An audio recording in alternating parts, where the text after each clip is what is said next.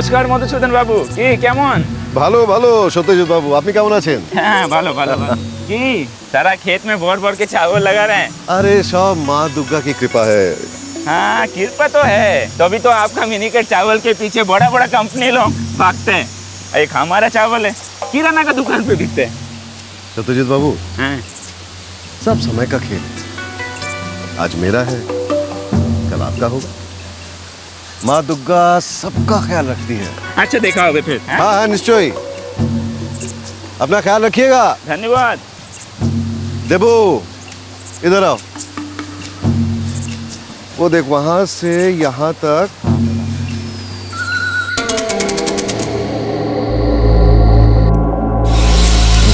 खाना खाओ। ट्रैक्टर का किस्त भर दिया? हाँ हाँ दे दिया ना, कहा तो था तुमसे। डीलर से जो पेमेंट मिली, आधा ट्रैक्टर का इंस्टॉलमेंट भरा और बाकी का आधा बैंक में जमा कर दिया। पापा एक नया वीडियो गेम आया है। अच्छा कौन सा? कोई वीडियो गेम नहीं है, पूरा दिन वीडियो गेम और टीवी, पढ़ाई का तो नाम नहीं लेता ये लड़का। क्या माँ, पढ़ता भी तो हूँ ना। बिल्कुल नहीं पढ़ता है तू। बाबा लेटेस्ट वीडियो गेम है, आपको इतने दिनों से कह रहा हूँ कि एक फोन खरीद के दे दो, आप वो तो खरीद के देते नहीं हो, एक वीडियो गेम भी खरीद के दे दो। अच्छा ठीक है, नाम लिख के देना। अगले हफ्ते कोलकाता जाऊंगा ना, देखूंगा वहां मिलता है कि नहीं। ठीक है, थैंक यू बाबा।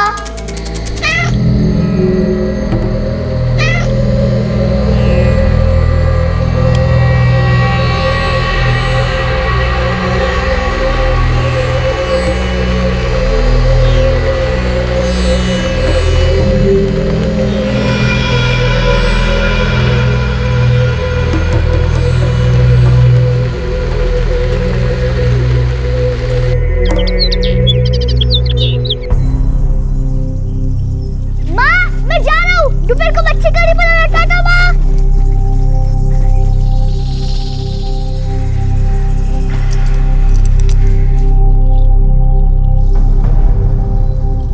अरे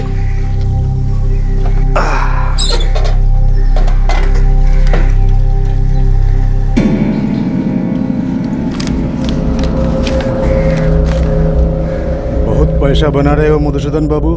लक्ष्मी माँ पैसा बरसा रही है तुम पे। ज्यादा लालची मत बनो, मिल बांट के खाओ, इसमें तुम्हारा और तुम्हारे परिवार का भला है। ज्यादा नहीं मांग रहे हैं, सिर्फ 50,000। बड़ी कंपनियों के चाल बेच के जो माल मिल रहा है तुमको, उसके मुकाबले 50,000 कौन सी बड़ी रकम है।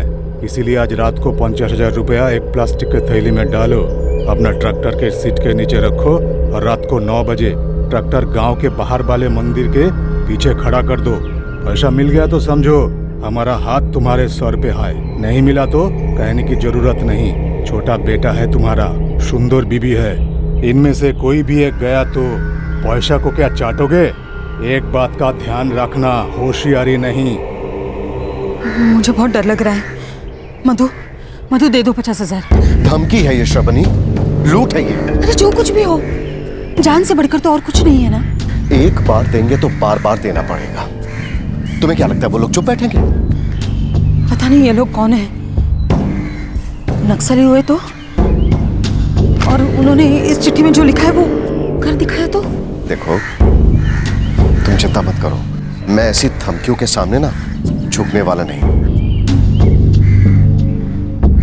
पश्चिम बंगाल के नॉर्थ 24 परगना जिले के बारासात गांव के एक अमीर किसान मधुसूदन बागची को एक धमकी भरी चिट्ठी मिलती है और उसमें उससे मांगे जाते हैं 50,000 रुपए। ये एक्सटॉर्शन का मामला लगता है, लेकिन मधुसूदन इस धमकी के आगे झुकने को तैयार नहीं थे। वो नहीं जानते थे कि इस चिट्ठी के पीछे एक जुर्म की दस्तक छुपी थी।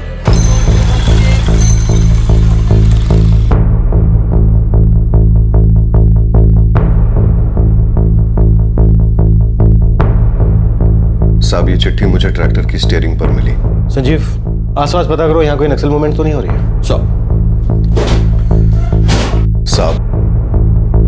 साहब बहुत डर लग रहा है, कहीं कुछ होगा तो नहीं ना मेरे बीवी बच्चे के साथ? बागची बाबू आप डरो मत, कुछ नहीं होगा। आप वैसे ही करो जैसे ये कह रहे हैं, बाकी हम पर छोड़ दो। मतलब आज रात मैं मंदिर के पीछे ट्रैक्टर खड़ा कर दूं?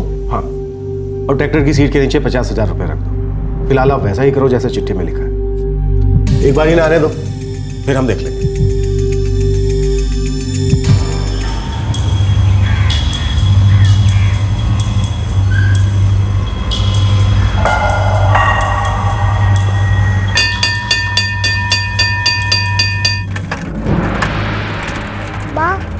क्यों आई मुझे लेने? मैं अपने दोस्तों के साथ आ जाता था। तू नहीं समझेगा सुमित, तू चुपचाप बैठ। क्या नहीं समझूंगा माँ? देख, अब से रोज मैं ही आया करूंगी तुझे स्कूल से घर ले जाने, समझे?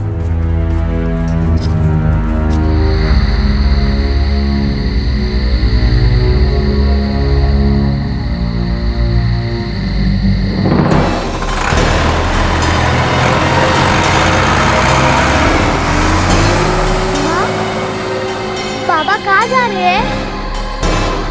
तो कुछ काम है सुमित।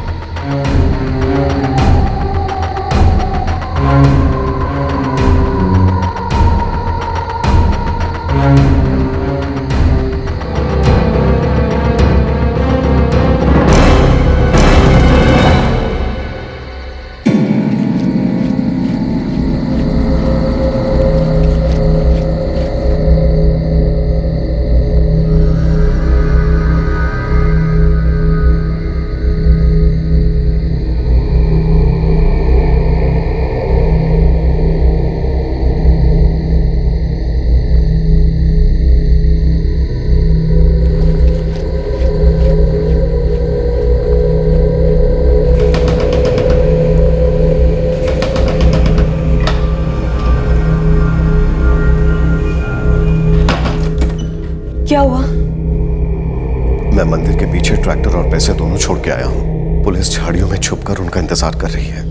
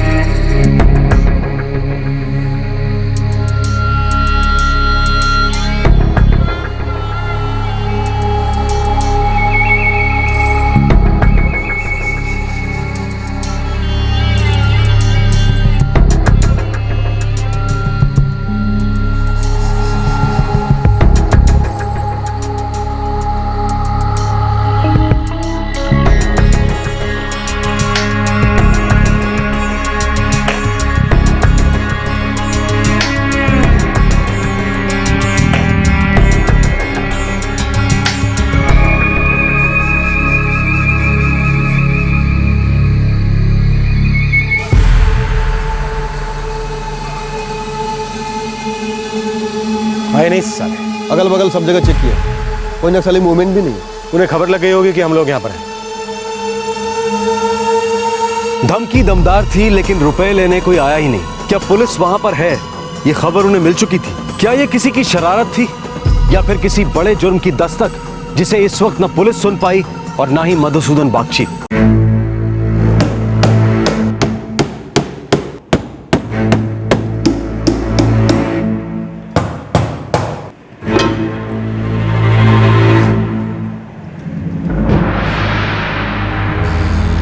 देबू, किसी भी हालत में सुमित को अपनी नजरों से दूर मत करना। दादा, मैं अपनी जान से भी ज्यादा संभाल के रखूंगा आपके बच्चे को। आप बिल्कुल चिंता मत करो। क्यों? अकेले क्यों जा सकते हो स्कूल? बताओ ना माँ। देख सुमित, जिद मत कर, तू नहीं समझेगा। सुमित बेटा, अब से यही तुमको स्कूल ले जाएंगे और यही तुमको स्कूल से वापस ले आएंगे, ठीक है? अजीब बात है, इस एरिया में नक्सली मूवमेंट की कोई खबर नहीं है। तो फिर पैसों के लिए मुझे कौन धमकी देगा साहब, और क्यों? आपका कोई दुश्मन? जी नहीं, ऐसा तो कोई नहीं है। हाँ, गांव वालों में थोड़ी जलन की भावना जरूर है मेरे प्रति। वो क्या है साहब, मेरे खेत में चावल की खेती अच्छी हो रही है ना, इसलिए। आपको किसी पर कोई शक?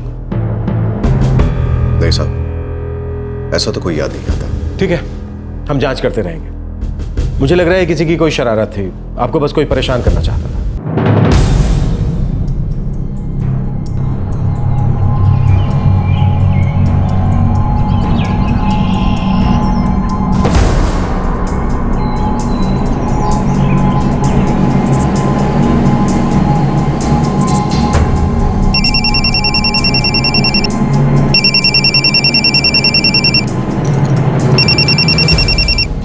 हाँ बोलिए। श्रावणी, सुमित आया क्या स्कूल से? अभी 1 घंटा बाकी है स्कूल छूटने में। आप सुबह से 6 बार फोन कर चुके हैं। देबू गया है ना उसे लेने? हाँ हाँ ठीक है जानता हूँ। सुनो, एक काम करना, आप जैसे ही सुमित वापस आ जाए तुम फौरन मुझे फोन करना। हाँ ठीक है।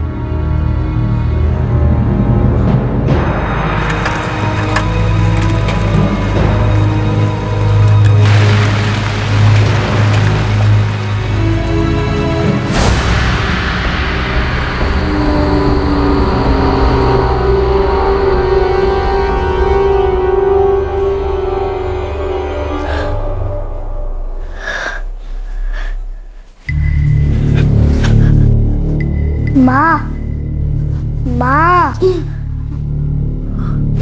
क्या हुआ? सुसु आई है।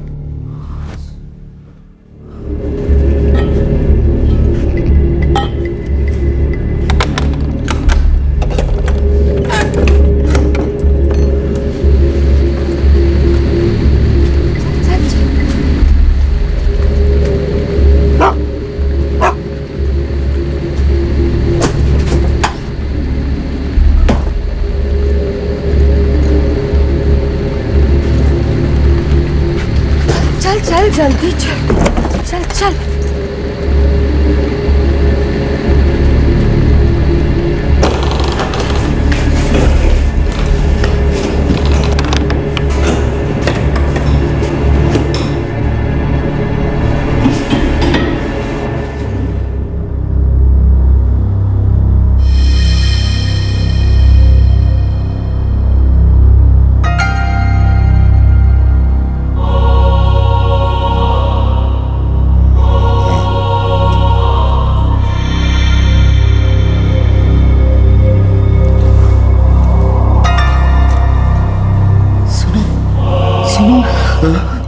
क्या हुआ?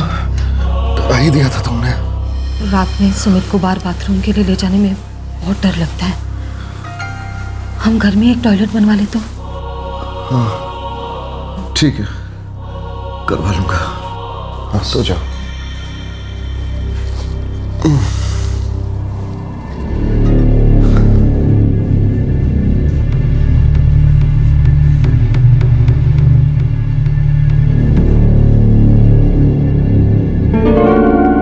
किसी अजनबी की धमकी भरी चिट्ठी से दहशत सी थी बागची परिवार के दिलों में।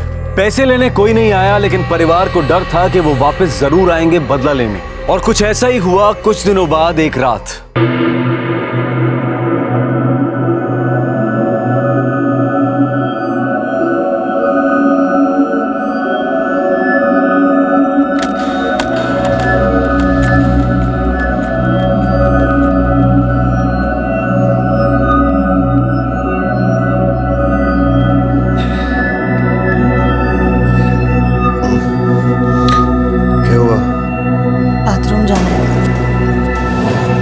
मेरे साथ? हाँ चलो।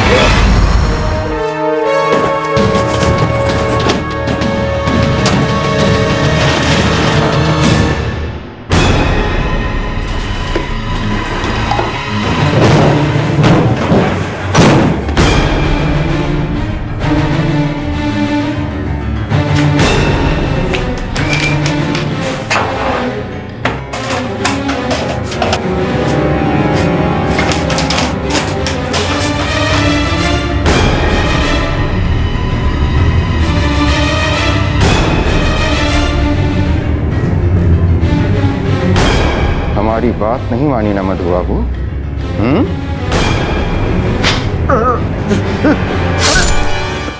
चलें।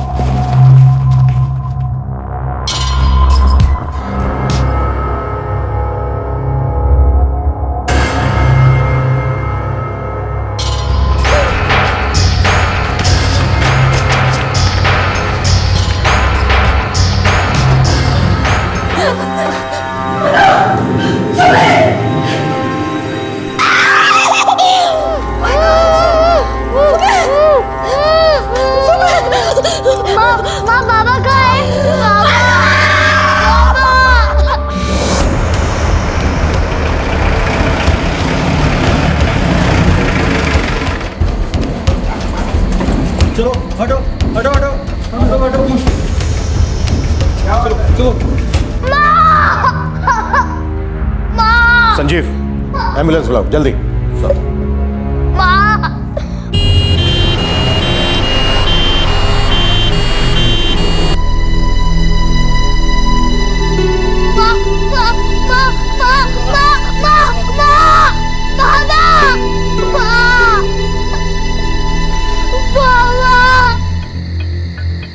लड़का भी कुछ बताने की हालत में नहीं है। घर के अंदर की छानबीन करो।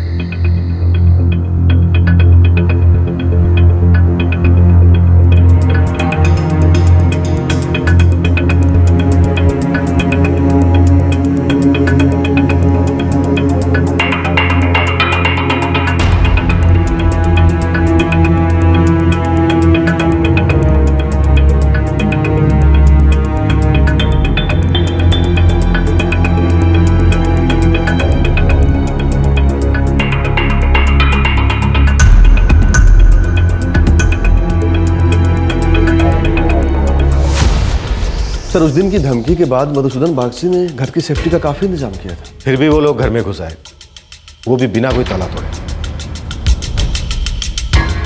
क्या ये उसी धमकी का नतीजा है? लेकिन उस रात पैसे लेने तो कोई आया ही नहीं था। शायद उन लोगों को पता चल गया हो कि मधुसूदन बागची ने हमें खबर कर दी।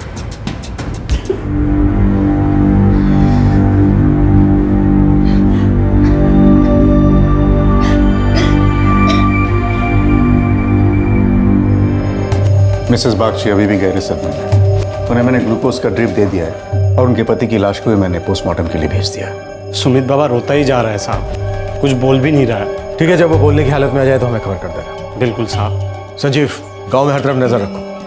हमें इस बात का पता लगाना है कि इन पर हमला किसने किया।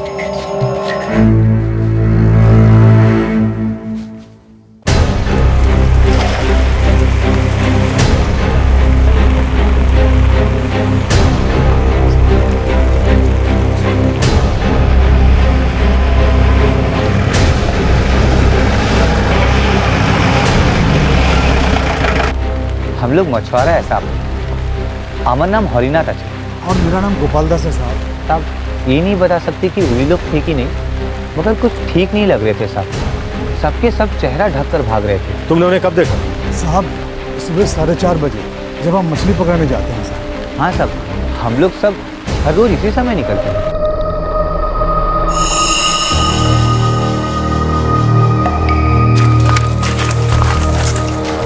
लगता है कोई जानवर होगा। आजा।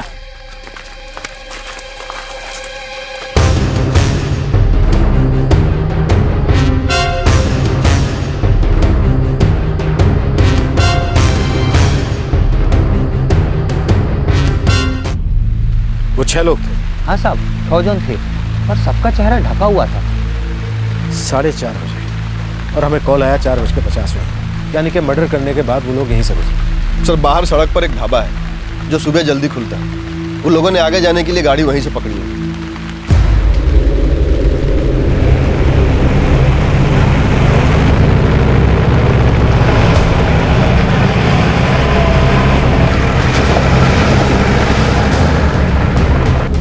छह लोग थे वो। नहीं साहब, इतना सुबह किसी को नहीं देखा। पर क्या? कल रात करीब 1:15 बजे के आसपास 6 लोग मोटरसाइकिल से ढाबे पे आए थे।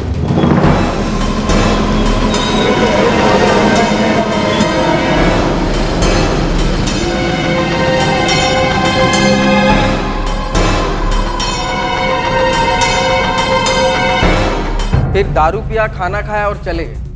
कुछ पता है वो कौन थे? नहीं साहब, आसपास के तो नहीं थे। अगर इधर का होता तो पहचान लेता।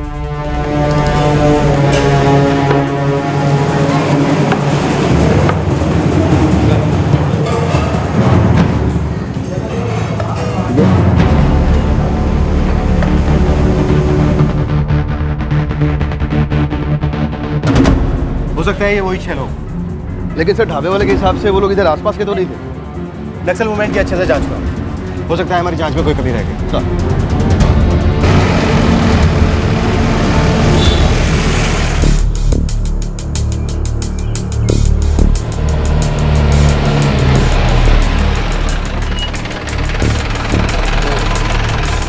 तेरी खबर गलत है कालू।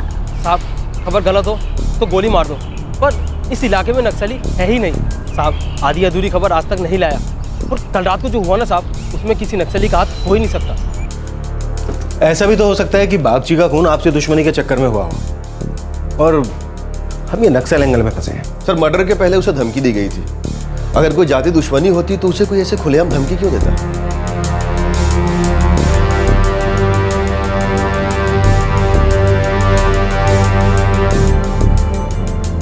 संजीव, पता करो मधुसूदन की गांव में किसी के साथ कोई दुश्मनी तो नहीं थी। ऐसा भी तो हो सकता है कि मर्डर करने के लिए 6 लोग बाहर से बुलाए गए। यस।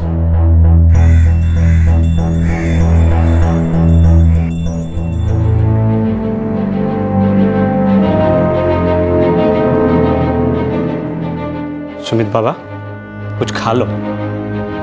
माँ अब ठीक है, 2-1 दिन में घर लौट आएंगी। पूरा था उस दिन माँ के साथ कुछ हुआ था।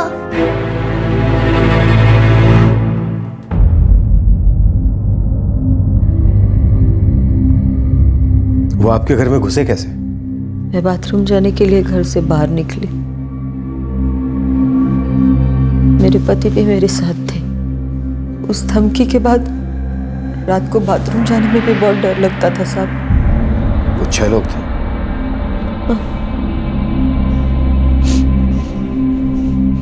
पता नहीं कहां से आ गए। उन्होंने हमारे हाथ और मुंह बांध दिए। फिर क्या हुआ मुझे कुछ याद नहीं साहब। उन्होंने मुझे घर के अंदर वाले कमरे में बंद कर दिया था। आपका लॉकर लूटा गया है, कुछ बता सकती हैं उसमें क्या क्या था? ये सारे गहने,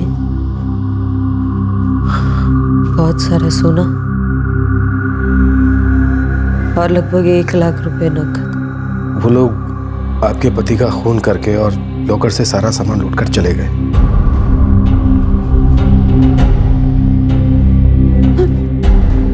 शबनी, शबनी, नर्स, नर्स, देखो क्या हुआ। क्या हुआ? बेहोश कैसे हो गई? डॉक्टर को बुलाओ जल्दी।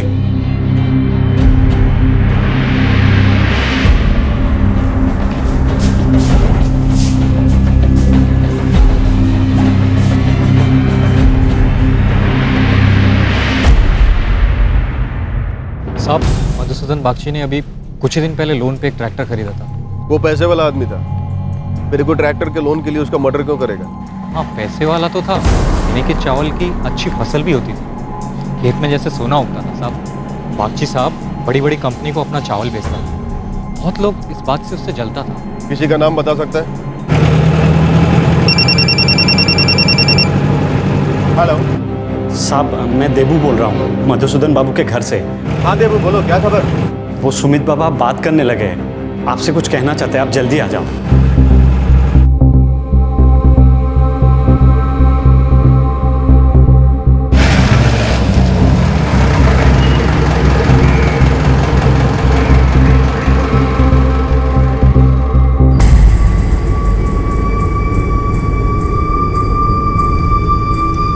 सुमित बेटा, आप डरो मत। आप हमें ये बताओ कि उस रात माँ के साथ क्या क्या हुआ था? मुझे हाँ बोलो।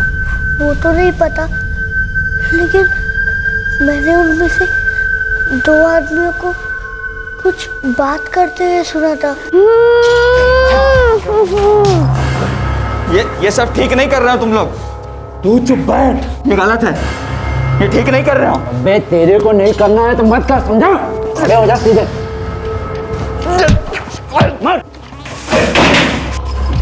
ये सब ठीक नहीं कर रहे हो तुम लोग।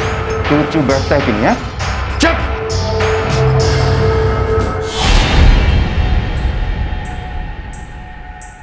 मिसेस बागची की फाइनल मेडिकल रिपोर्ट मेरे पास आ गई है। सेक्सुअल असॉल्ट है उन पर, बलात्कार हुआ है उनके साथ, बहुत ही बेरहम तरीके से गैंगरेप किया गया उनके साथ। अब कैसी हालत है उनकी? अभी स्टेबल है, मगर इस सदमे की वजह से काफ़ी कमज़ोर हो गई। हाँ साहब, मधुसूदन बाबू की अच्छी फसल और बड़ी बड़ी कंपनियों में उनको उठते बैठते देख के जलन तो होती थी साहब। कोई भी जलेगा, लेकिन इसका ये मतलब नहीं कि कोई उनको मार डालेगा। उनको मारकर किसी को क्या मिलता है? ना ही उनका खेत, ना फसल, ना बड़ी बड़ी कंपनियों के साथ सौदा। इस गांव में ऐसा कोई है जिसकी मधुसूदन बागची से कोई जाति दुश्मनी हो? साहब हमारा गांव बहुत छोटा सा गांव है, यहाँ किसी से किसी की कोई दुश्मनी नहीं है।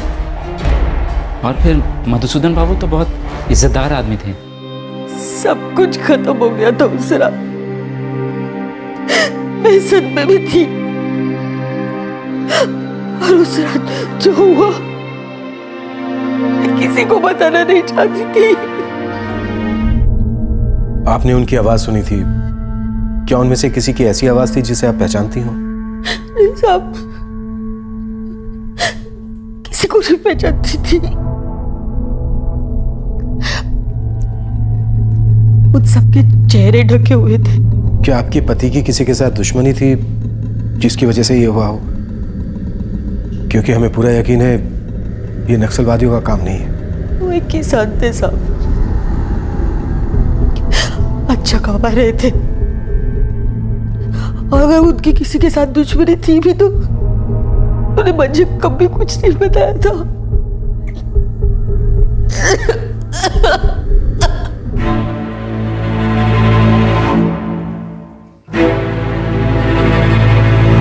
देबू दादा।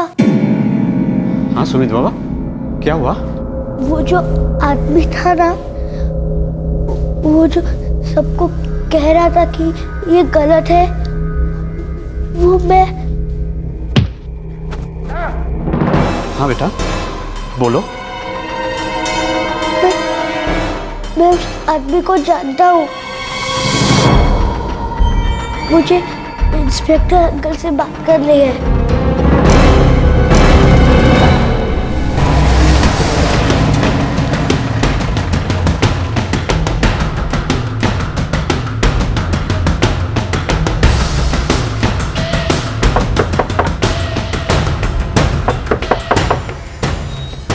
हाँ बेटा बोलो, कौन था वो?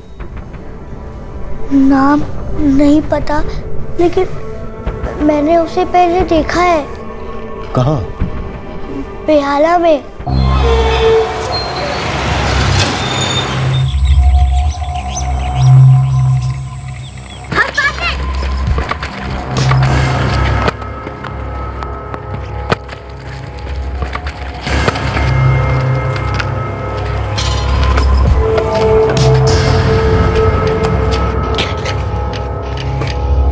थैंक यू दादा।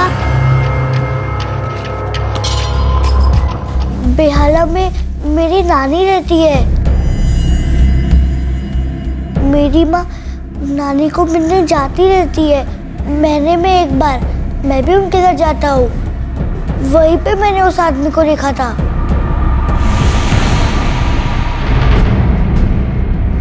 अब कोई डाउट नहीं कि ये पक्का पर्सनल मैटर है। सर, जिस आदमी को सुमित ने देखा वो उन लोगों को शरबनी का बलात्कार करने से रोक रहा था। क्या इस केस का शरबनी से कोई लेना देना है या फिर उनके पति से? अपनी पत्नी के मायके वाले गांव से क्या कनेक्शन था मधुसूदन बागची का? हमारी बात नहीं मानी ना मधु बाबू। आखिर ऐसा क्या कनेक्शन था कि उनका मर्डर होता है और उनकी पत्नी का रेप? बस एक बार हमारे हाथ वो आदमी लग जाए जिसे मधुसूदन बाबू का बेटा पहचानता है।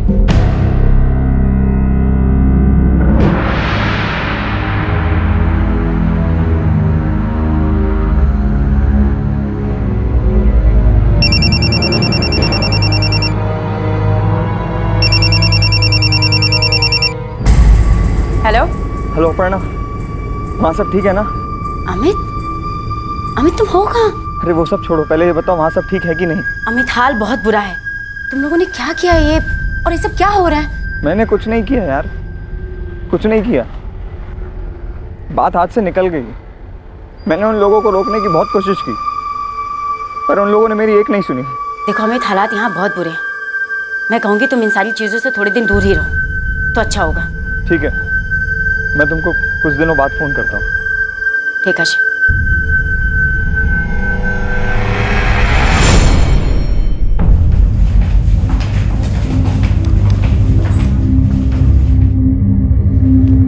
कौन था वो? आपके बेटे ने उसका चेहरा तो देखा था, पर नाम नहीं मालूम। मैंने उस आदमी को कई बार देखा है, नानी के घर के पास। मैं उसका चेहरा नहीं देख पाई थी, वरना पहचान लेती कि वो कौन था। सुमित, तुम्हें पक्का पता है कि तुमने उस आदमी को देखा था? हाँ माँ, एक बार जब मैं नानी के घर के बाहर फुटबॉल खेल रहा था तो उसने मुझे मेरी फुटबॉल लौटाई थी। मुझे उसका चेहरा अच्छे से याद है। आपको कुछ अंदाजा है कि कौन हो सकता है? नहीं साहब, मुझे तो कुछ नहीं पता।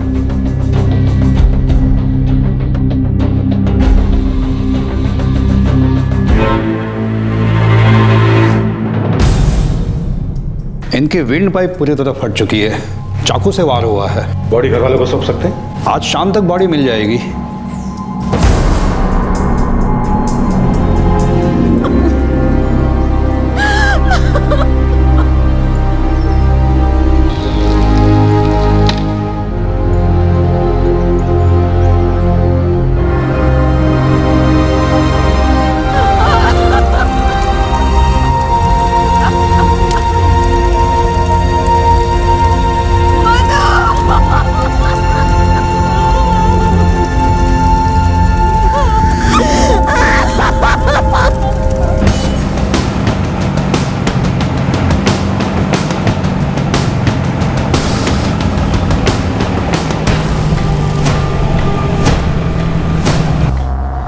एक बार मैंने उसे यहाँ भी देखा था जब उसने मुझे मेरी फुटबॉल लौटाई थी। थैंक यू दादा। और 2-4 बार मैंने उसे अपनी नानी के घर के बाहर देखा था।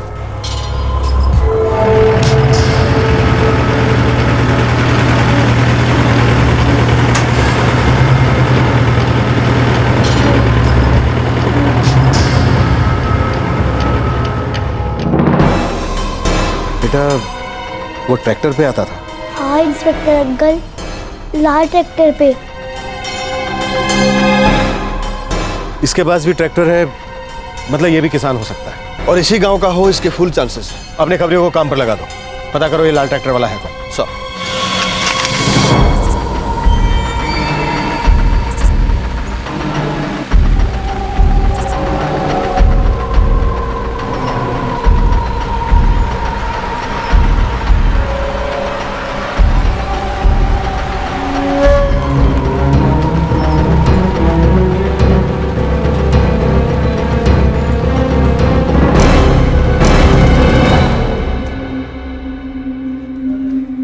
दस दिन रुक जाऊं तेरे साथ? नहीं माँ, अब अकेले रहने की आदत डालनी पड़ेगी। अब कब तक साथ दोगे? तूने बहुत सहा है बेटा। दुर्गा माँ तुझे शक्ति दे और उन बदमाशों को उनके किए पाप की सजा जरूर मिले।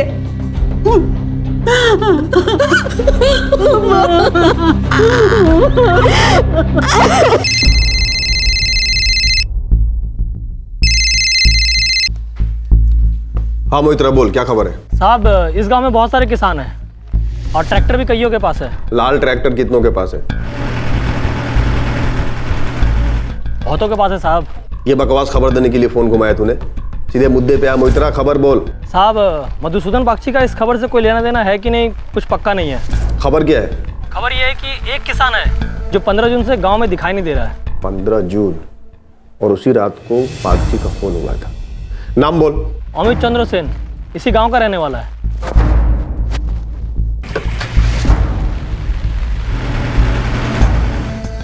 अमित चंद्र सेन? मैं जानती हूँ उसे, वो हमारे गांव पहला का ही है।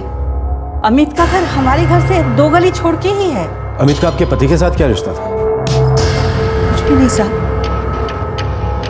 ऐसा तो कुछ भी नहीं जो मुझे पता हो। उसकी भी चावल की खेती है, पैसे वाला है। उसका मेरे पति के साथ क्या संबंध हो सकता है?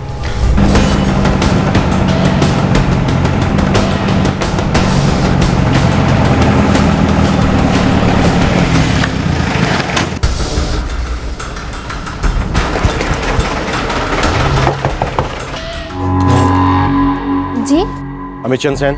अमर शामी मेरे पति हैं। मुझे नहीं पता कि वो कहाँ गए हैं। हमें शोधती जानी ना। वो 15 जून को यहाँ से गए, आज 23 जून है, 8 दिन बीत चुके हैं और आपको पता नहीं है कि आपके पति कहाँ हैं। वो कभी कभी काम के सिलसिले में कोलकाता जाते हैं। उनका नंबर तो होगा आपके पास? जी हाँ, 444-675-545, लेकिन नंबर नहीं लग रहा। स्विच ऑफ कर रखा है। मौसमी जी, हमें आपके पति का एक फोटो चाहिए। हाँ, यही था वो आदमी।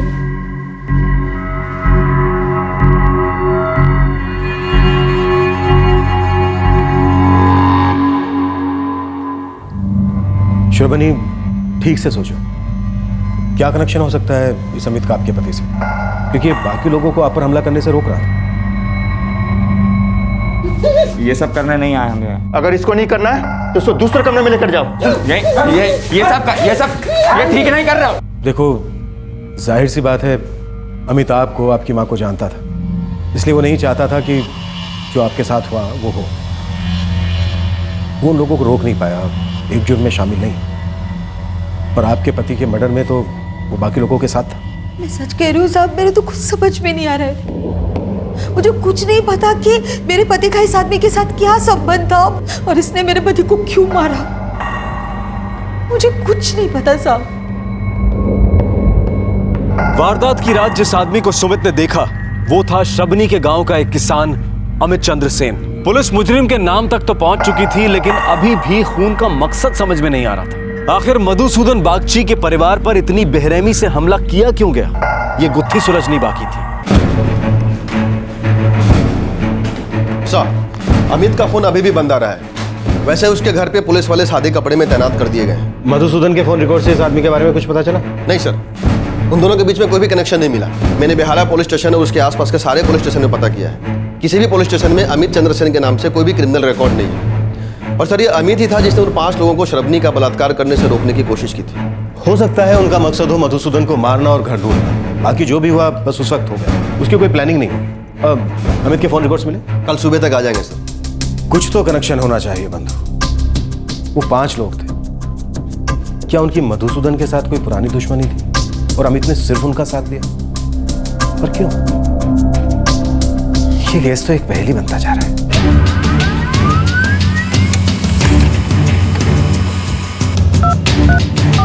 The number you have called is switched off.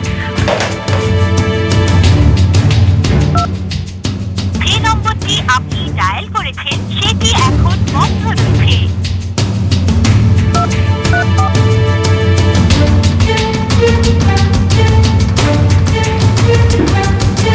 Sir, Amit की आखिरी लोकेशन बेहाला के पास है।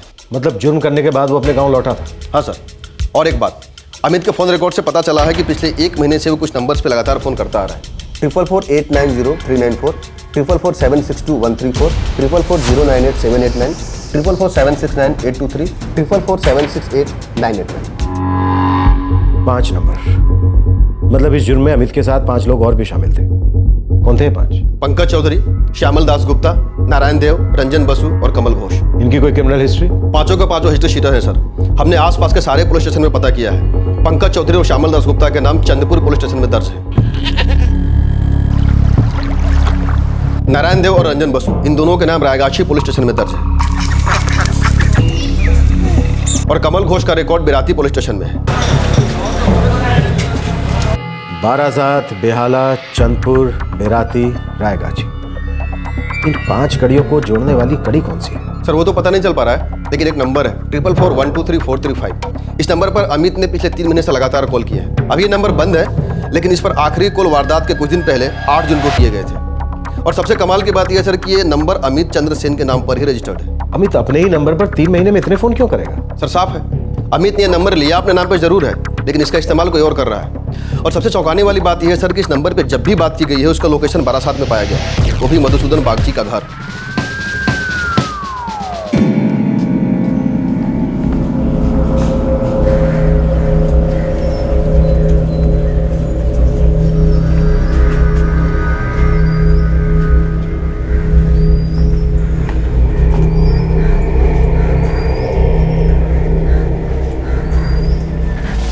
ये खून अचानक नहीं हुआ है, इसकी बहुत पहले से प्लानिंग की गई थी।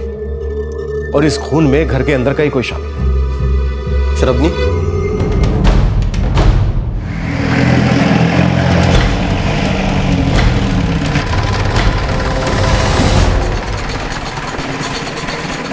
क्या?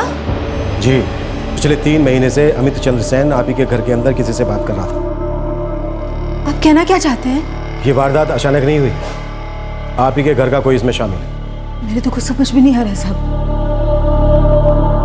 मेरे घर के अंदर से मुझ पर कौन हमला करवा सकता है? ये आप हमें बताइए कि हम किस पे शक करें और किससे पूछताछ करें। साहब, हमारे घर में हम 3 लोग रहते थे, मैं, मेरे पति और मेरा बेटा। पति तो रहे नहीं। और देवू? देवू आपके यहाँ कब से काम करता है? बहुत सालों से काम कर रहा है साहब। देबू बहुत वफादार है। वो धमकी वाली चिट्ठी मिलने के बाद देबू ही सुमित को स्कूल लेके जाता था और घर वापस लेके आता था। आपको क्या लगता है देबू इसमें शामिल हो सकता है? नहीं साहब, देबू एकदम वफादार आदमी है।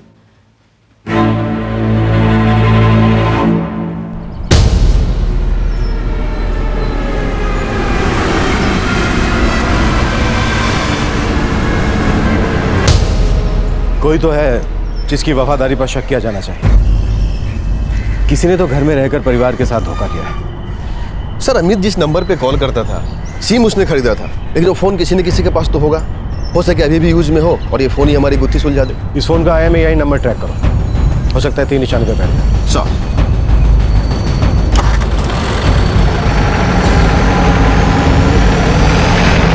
मधुसूदन बागची के खून की गुत्थी अब धीरे धीरे सुलझने लगी थी। ये साफ हो चुका था कि इस षड्यंत्र के पीछे का सूत्रधार था अमित सेन, लेकिन उसका मकसद अभी सामने नहीं आया था। लेकिन पुलिस को यह बात पता चल चुकी थी कि इस जुर्म का एक तार जुड़ रहा था सीधे मधुसूदन बागची के घर से। कौन था वो घर का भेदी और किसे फोन करता था अमित?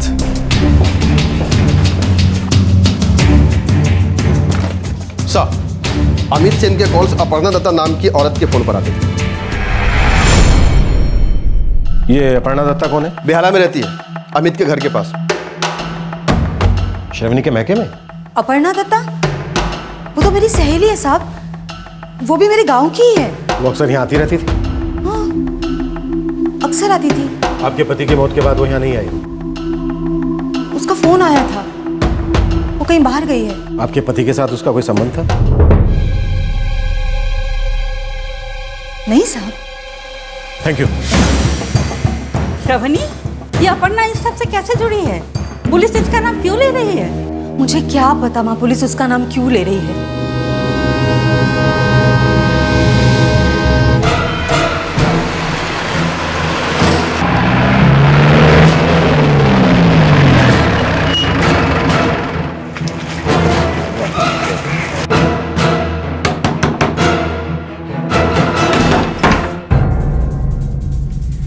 जी? अपर्णा दत्ता? जी, वो मेरी बेटी है। इंस्पेक्टर साहब, मुझे नहीं पता आप किसके बारे में बात कर रहे हैं। बात बिल्कुल साफ है। तुम और अमित लगातार टच में थे। तुम्हें अच्छी तरह से पता है कि मधुसूदन बागची का खून क्यों हुआ और क्यों तुम्हारी दोस्त श्रवणी पर हमला हुआ। तुम जानती हो? चौथे इंस्पेक्टर साहब, मुझे नहीं पता। सही कह रही हूँ मैं नहीं जानती। आप मेरा विश्वास कीजिए, मुझे नहीं पता। मैंने कहा ना मुझे नहीं। अरे लेकिन अरे कहाँ ले जा रहे हैं मेरी बेटी को? आखिर मेरी बेटी ने किया क्या है हुजूर? मधुसूदन बागची के खून में इसका हाथ है। ऐसा नहीं हो सकता। ऐसा ही हुआ है। मेरी बेटी ऐसा कर ही नहीं सकती। आपकी बेटी क्या कर सकती है या क्या कर चुकी है, अब वो खुद बताएगी।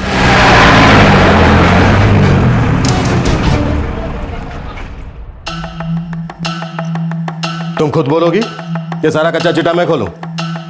हाँ? एक सिम कार्ड अमित के नाम पर खरीदा जाता है, जिसे इस्तेमाल करती हो तुम, और उस नंबर पर तुम्हारी अमित से बातचीत होती है, वो भी तब जब तुम 12 साथ में होती हो श्रवणी के घर पर। और यह सिलसिला चलता है पूरे 3 महीने। ये रहे फोन रिकॉर्ड्स। मधुसूदन के खून के बाद भी तुम्हारी अमित से बात होती है और होती रही है। और वो 5 लोग जो इस जुर्म में शामिल थे, पक्के मुजरिम हैं, और इस बार वो तुम दोनों के मोहरा बने। ये साजिश तुमने और अमित ने रची, इस बात के पक्के सबूत हैं हमारे पास। अब तुम्हारे पास 2 ही रास्ते हैं। हमें सब कुछ सच सच बता दो। ये प्लानिंग कब, किसने और क्यों की? मर्डर क्यों हुआ? अमित कहाँ? और दूसरा, सूर्यपूर्ण, दूसरा कोई रास्ता नहीं। तुम अगर चुप भी रही तो अमित को तो हम उसकी कब्र से भी खोद निकालेंगे और उससे सच भी बुलवा लेंगे, इस तरह या उस तरह। अब तुम्हारा जेल में सड़ना तो पक्का है। मुझे इस बारे में कुछ भी नहीं मालूम। मैं तो बस उन लोगों की मदद कर रही थी। किसकी मदद कर रही थी? अपूर्णा, किन की मदद कर रही थी तुम? श्रवणी और अमित की।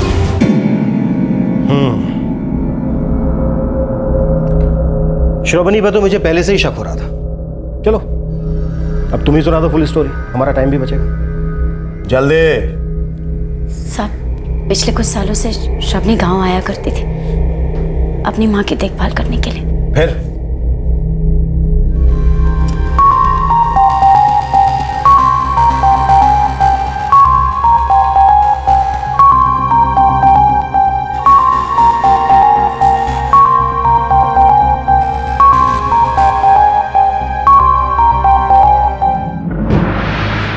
श्रवणी और अमित एक दूसरे को पहले से जानते थे साहब, लेकिन पिछले कुछ सालों में एक दूसरे से मिलने लगे थे, पसंद करने लगे थे, या फिर ऐसे कहूं कि मिलने का मौका ढूंढने लगे थे।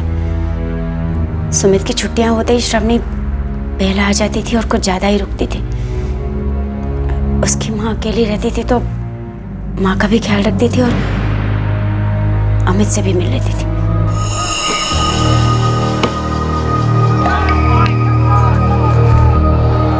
मैं लेटती हूँ, 2 घंटे बाद उठा देना। हाँ ठीक है माँ। माँ, हाँ मैं जरा बाजार होके आती हूँ। अच्छा ठीक है, जाओ। सुमित, मैं बाजार जा रही हूँ, नानी को अकेले छोड़ के कहीं पे भी मत जाना, ठीक है? ठीक है माँ।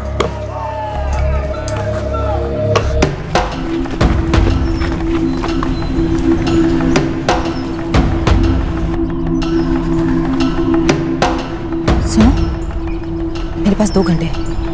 2 घंटे में मुझे वापस जाना होगा। आ जाएंगे, डरती क्यों है?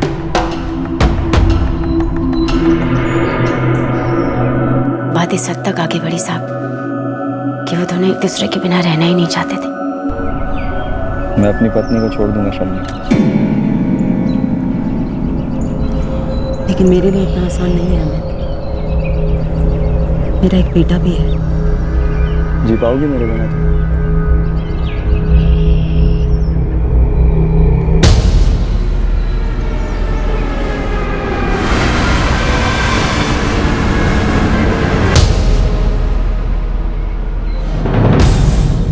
एक दिन अचानक से श्रवणी का पति गांव में आ गया। उसे पता चला कि श्रवणी बाजार गई हुई है।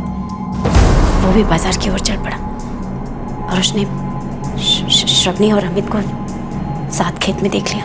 क्या शर्म बेच के खाई हो क्या तुम? हाँ, वो भी एक 7 साल छोटे लड़के के साथ? छी!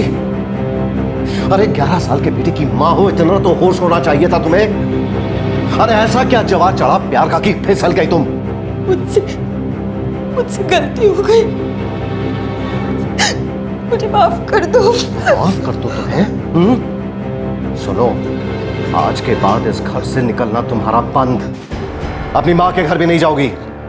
वो तुम्हारी दोस्त है ना अपर्णा, उससे कहना तुम्हारी माँ का ख्याल रखे। जितने पैसे चाहिए मैं दूंगा, लेकिन तुम नहीं निकलोगी इस घर के बाहर।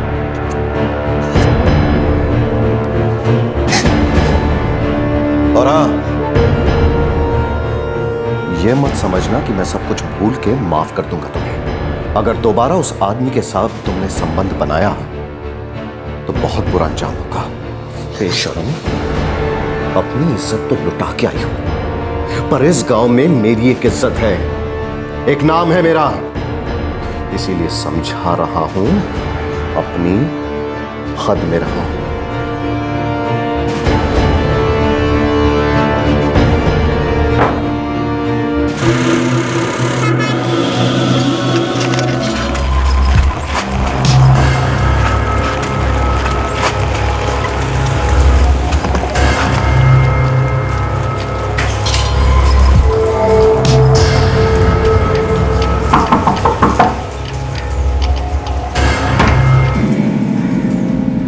तू तो उसकी दोस्त है ना अपर्णा?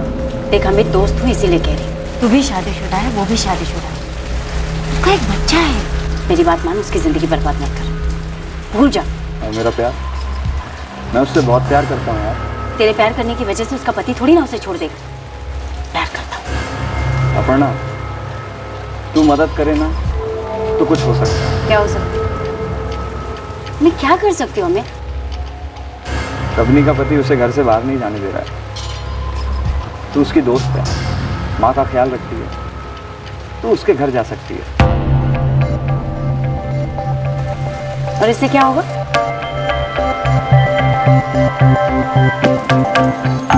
तू हमारी बात करवा सकती है। और उसके पति को पता चल गया तो? नहीं पता चलेगा। फोन तेरा है, सिम मेरे नाम पे। तू उसकी दोस्त है, तू सब कुछ कर सकती है। अपर्णा, ना मत कहना, हम दोनों एक दूसरे से बहुत प्यार करते हैं। बस अपनी अपनी शादियों में फंसे हुए और बाहर निकलना चाहते हैं। अपर्णा, मैं हाथ जोड़ता हूँ, प्लीज मदद कर दे। देख, ना मत कहना प्लीज।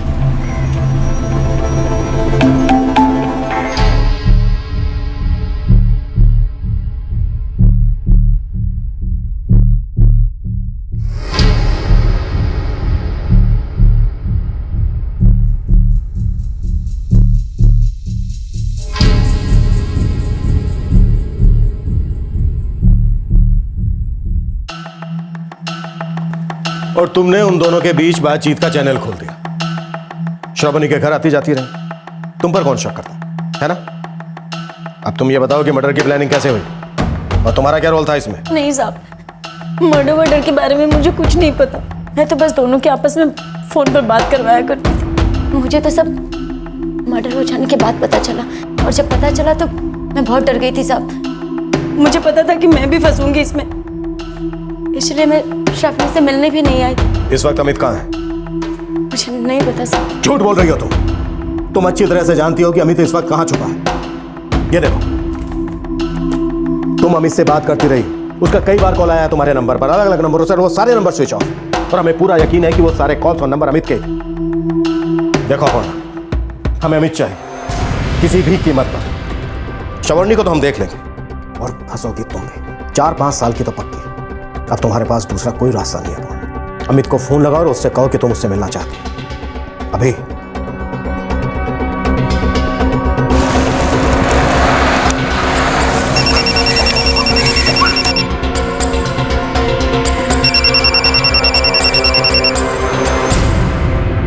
हेलो, मैं अपर्णा बोल रही हूँ अमित।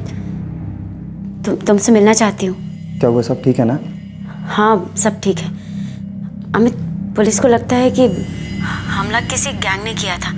तुम पर या श्रावणी पर किसी को कोई शक नहीं है। श्रावणी कैसी है? बात हुई उससे?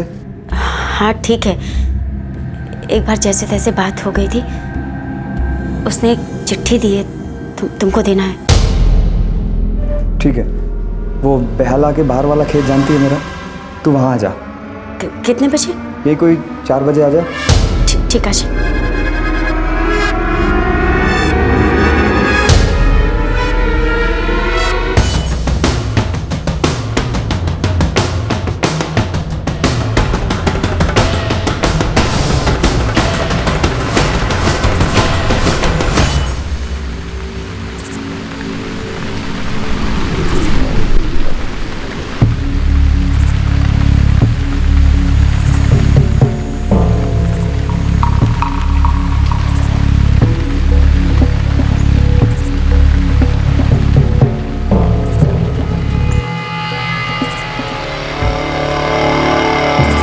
जब अपर्णा स्टोरी सुना रही थी तो मुझे शक हुआ कि वो अमित और श्रावणी की प्रेम कहानी गढ़ रही।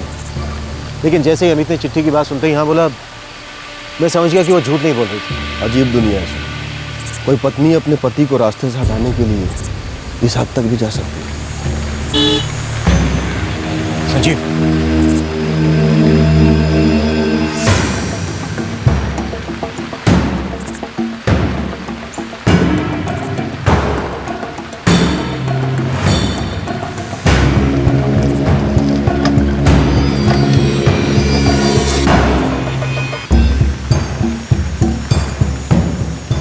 चिट्ठी दे जल्दी। श्रावणी कैसी है? बात हुई तेरी? क्या बोली वो? अरे बोलना, क्या बोली? कुछ बोलना। वरना क्या हुआ? यहाँ वहाँ क्या देख रही है?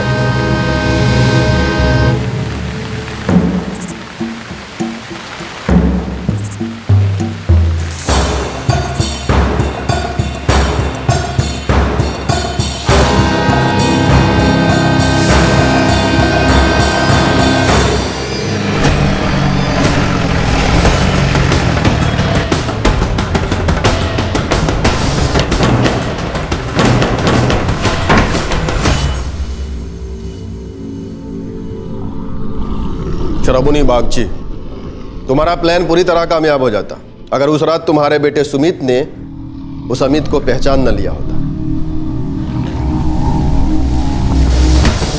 माँ, कैसा प्लान? पुलिस अंकल, क्या हुआ? आप मेरी माँ को क्यों ले जा रहे हो? माँ, माँ, माँ कहाँ जा रहे हो? कोई मेरी माँ को क्यों लेके जा रहा है? माँ रुको ना, माँ, माँ, माँ रुको ना, माँ, माँ, माँ रुको ना, माँ, माँ।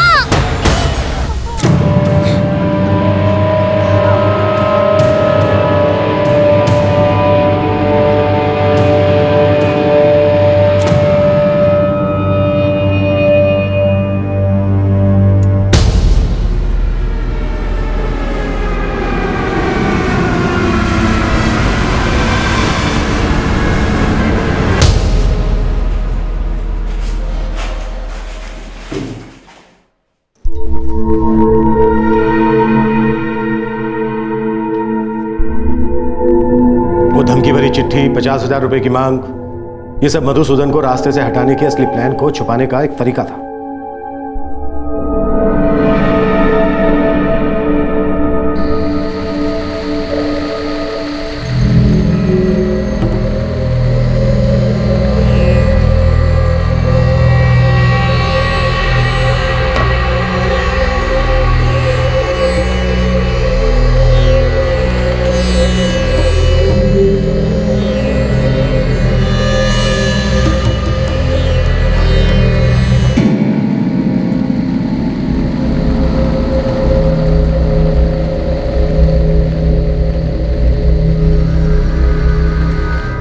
तुम्हारा प्लान था कि रात को श्रोभनी बाथरूम जाने के बहाने घर से बाहर निकलेगी अपने पति मधुसूदन को लेकर, और तभी तुम और तुम्हारे किराए के गुंडे इन पर हमला कर देंगे। ठीक है?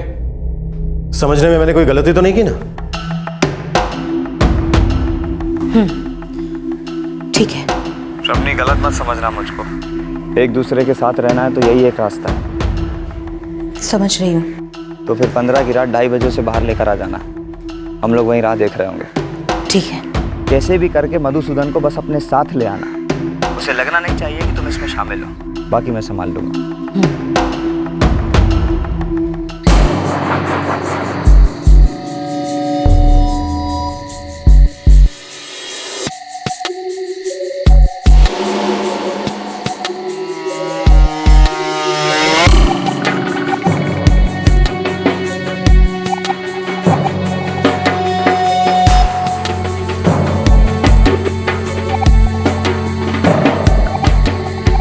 बस अब किसी भी वक्त वो बाहर आती होगी। चलो।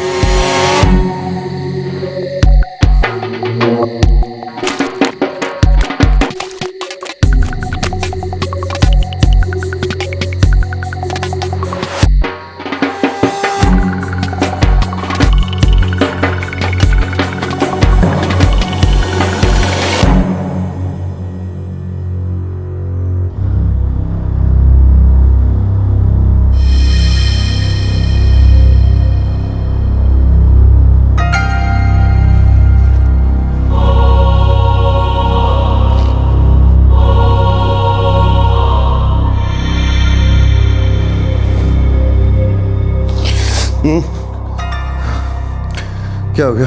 बाथरूम जाना है, तुम आते हो मेरे साथ? हाँ चलो।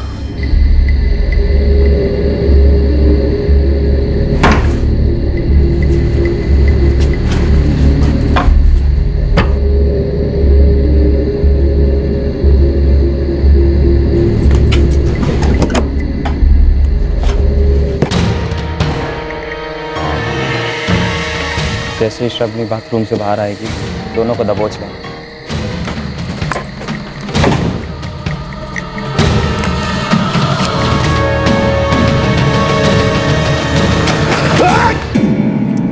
सब कुछ परफेक्ट प्लान की तरह चल रहा था, पर तेरे वो 5 गुंडे, आखिर में उनके दिल में चोर आया और उन्होंने तेरे साथ बेईमानी की।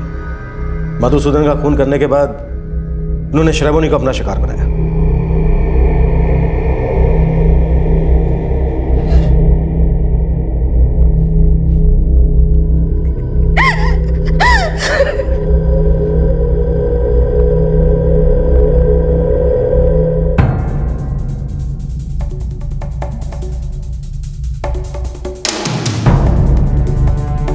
सबको मैं 15-15 हज़ार रुपये दूंगा और घर में जो भी सामान मिले वो लूट तुम्हारी।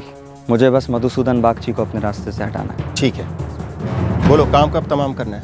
1 हफ्ते बाद। तूने सिर्फ मधुसूदन बागची को मारने की प्लानिंग की, पर आखिर में तेरे गुंडों ने तुझे ही धोखा दे दिया।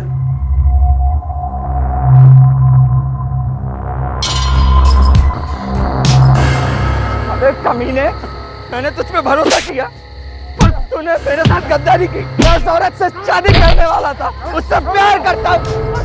हर जुर्म की कीमत चुकानी पड़ती है, पासा पलटता है। जो जुर्म करता है उसी को भुगतना पड़ता है।